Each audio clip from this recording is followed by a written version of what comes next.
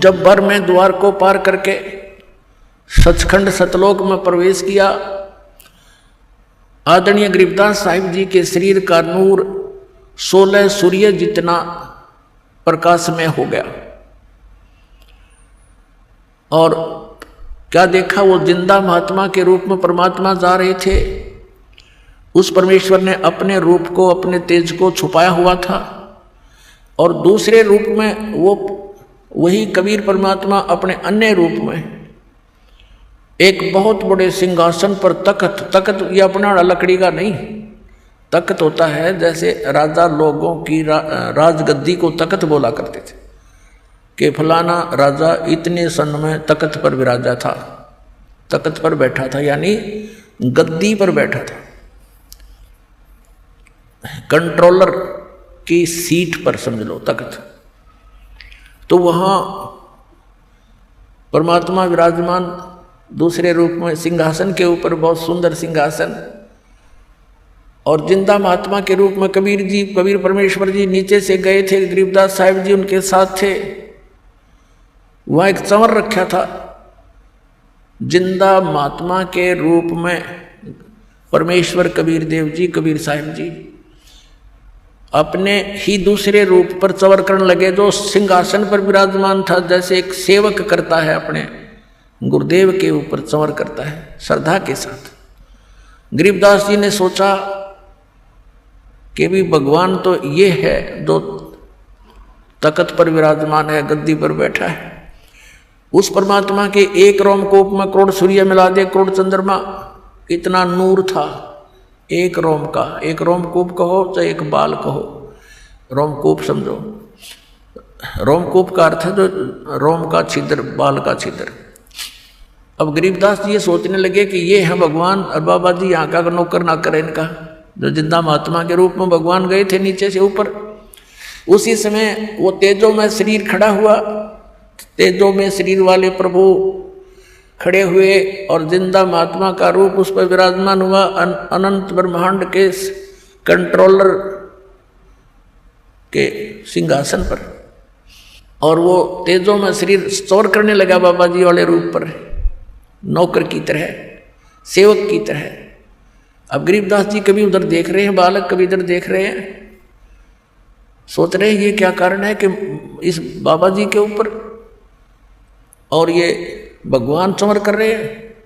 इतने में क्या देखा कि वो तेजो में शरीर उस जिंदा वाले शरीर में समा गया। अकेले जिंदा वाला शरीर अनंत कोट ब्रह्मांड के स्वामी के उस सिंहासन पर विराजमान रहे, चंवर अपने आप हो रहा था, अपने आप सिर पर ऐसे हो रहा है। गरीबदास जी अचरज में गिर गए और कहा कि भगवान सचमुच आप ही परमात्मा हो। कहाँ बेटा, मैं ही परमात्मा हूं। सोचल छिद्र मैं करूं अपने जन के काज। तो गरीबदास जी ने वहां के देखे सब वो नजारे, वो समुद्र और वो भरे हुए दूधों और दहियों के माट सरोवर देखे, फलदार वृक्ष देखे, और वहाँ का वातावरण देखा। कहा भगवान अब मुझे यही रख लो आपके बच्चे को। वहाँ के वो सब भक्त जो आत्मा हंस वहाँ पर रहते हैं उनसे मिले। कबीर साहब ने फिर उनको सृष्टि रचना सुनाई। उन अन्य जो वहाँ रहते हैं पुण्यात्मा, उन्होंने बताया कि ऐसे ऐसे जो यहाँ से चले गए उन्होंने ये गलती की थी और उसका दंड देखो कहाँ भोगना पड़ रहा है। परमात्मा जाते हैं, कोई सुनता नहीं, उस काल के ही बातों में फंसे पड़े हैं, उसके झूठे सुख में सब वहीं पर व्यस्त हैं। जन्म और मृत्यु और 84 लाख प्रकार के प्राणियों के शरीरों में वो कष्ट उठा रहे हैं तो गरीबदास। और अब ये है वो स्थान जहाँ कभी जन्म मृत्यु नहीं होती, कभी वृद्ध अवस्था नहीं आती और कुछ भी काम नहीं करना पड़ता, इतना आनंद रहता है, सब आहार उपलब्ध है। गरीबदास जी ने कहा परमात्मा मुझे यही रख लो, भेजो ना भगवान, वो तो घना गंदा लोक है भगवान, वहाँ तो हाहाकार माचरी है। तब गरीब परमात्मा ने कहा बेटा तुम यहाँ से जब गए तुम बहुत भक्ति युक्त थे, अब तुम भक्ति रहित हो गए, मैं एक ऐसा मंत्र दूंगा जिसको सतनाम कहते हैं, 2 अक्षर का है, जिसमें एक ओम मंत्र है, एक तत्व गुप्त है। श्रीमद् भगवद गीता अध्याय नंबर 17 के श्लोक 23 में ये मंत्र सांकेतिक अर्ध सांकेतिक लिखा है। ओम तो सार्वजनिक है, स्पष्ट है। तत् और सत ये 2 मंत्र गुप्त हैं। ये केवल कबीर परमात्मा ने अपनी उन प्यारी आत्माओं को दिए थे जिनका मोक्ष हुआ। फिर उनको सख्त हिदायत दे दी थी कि अभी इस सतनाम को डिस्क्लोज ना करना, नहीं तो आने वाले समय में ये काल के दूतों का दाव लग जाएगा और मेरे बच्चे भिन्नता पहचान नहीं सकेंगे, क्योंकि इस मंत्र के देने वाला पृथ्वी पर एक ही होता है, दूसरा नहीं हो सकता। या तो परमात्मा थे, उसमें वो अकेले ही थे, ना कोई ऐसा साधन था, ना कोई मीडिया थी, ना कोई कन्वेंस था। और फिर भी परमात्मा ने 64 लाख शिष्यों को स्वयं ही नाम दिया, दीक्षा दी थी, अन्य को नहीं दी थी। भले ही ये मंत्र नहीं दिया था, ये 5 मंत्र जो आपको 7 मंत्र बना कर दिए जाते हैं, तो उसमें केवल ये 5 मंत्र ही देते थे दाता, ताकि पता था उनको कि ये अभी मुझे पहचान नहीं सकेंगे, और यदि इनको किसी को मंत्र ये दान कर भी दिया तो ये डिस्क्लोज हो जाएगा, बात बिगड़ जाएगी।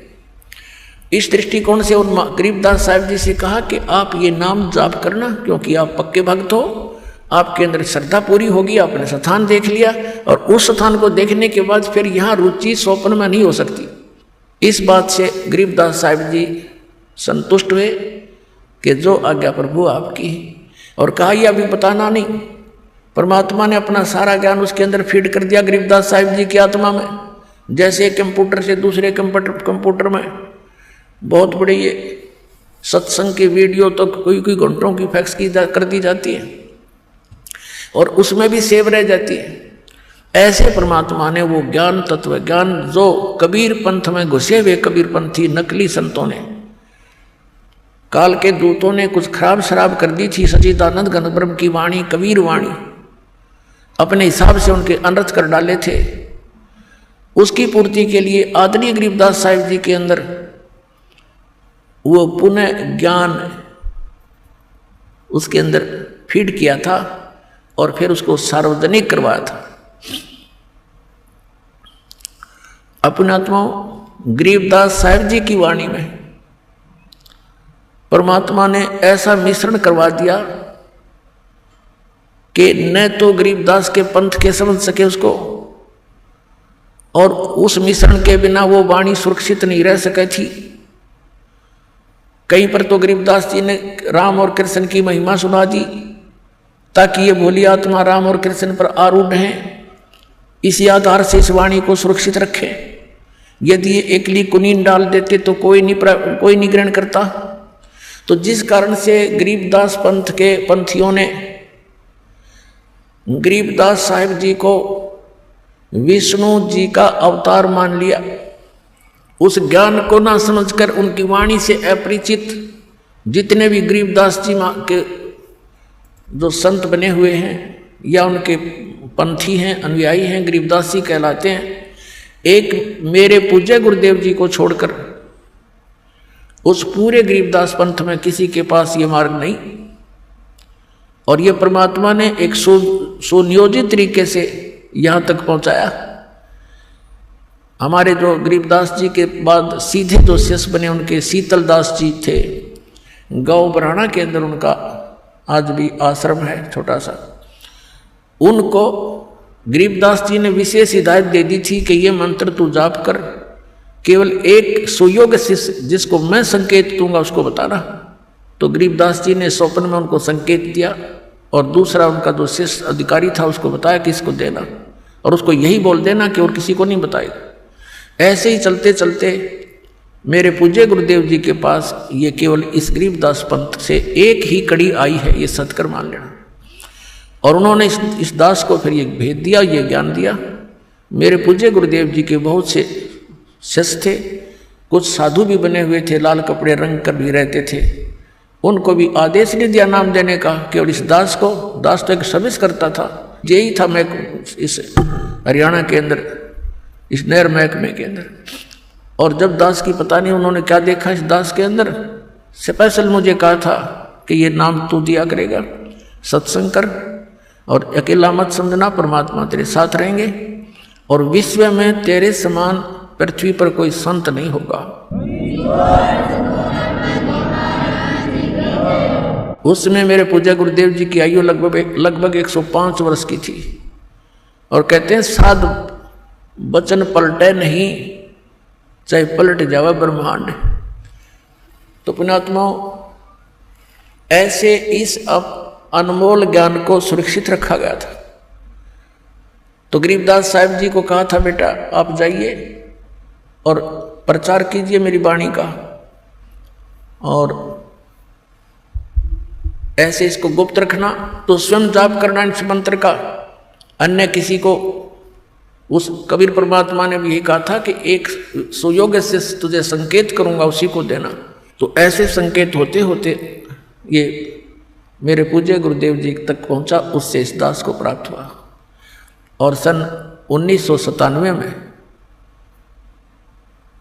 मार्च के अंदर फाल्गुन सुदी एकम को परमात्मा ने इस दास को कुछ समय के लिए दर्श दिए और कहा कि अब इस सतनाम और सारनाम को कर दे सार्वजनिक, समय आ गया बेटा।